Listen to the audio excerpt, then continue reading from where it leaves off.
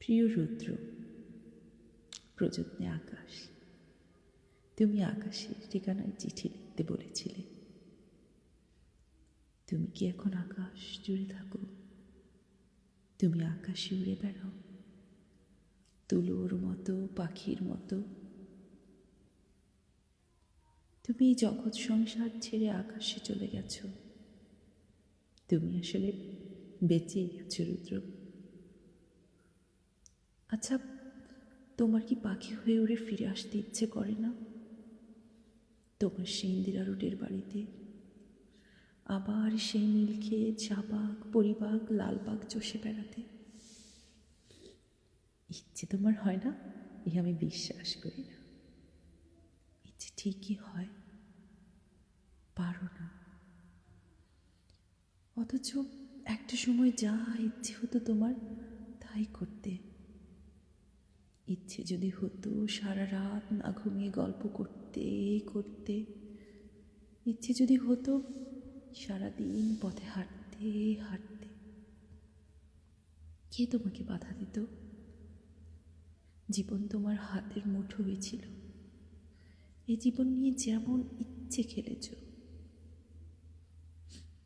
আমার ভেবে অবাক লাগে, জীবন এখন তোমার হাতের মুঠোয় নেই। ওরা তোমাকে ট্রাকে উঠিয়ে মিঠে খালি রেখে এলো, তুমি প্রতিবাদ করতে পারোনি। আচ্ছা, তোমার লালবাগের সে প্রেমিকার খবর কি? দীর্ঘ বছর প্রেম করেছিলে তোমার যে নীলিখালার সাথে। তার উদ্দেশ্যে তোমার দিস্তা দিস্তা প্রেমের কবিতা দেখে আমি কি ভীষণ কেঁদেছিলাম একদিন।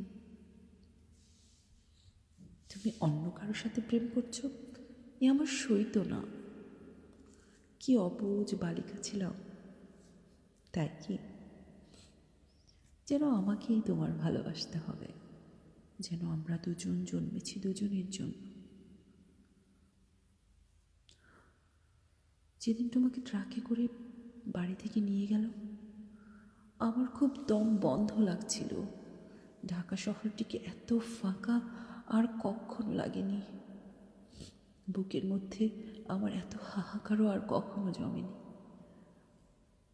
আমি ঢাকা ছেড়ে সেদিন চলে গিয়েছিলাম ময়মনসিংহে।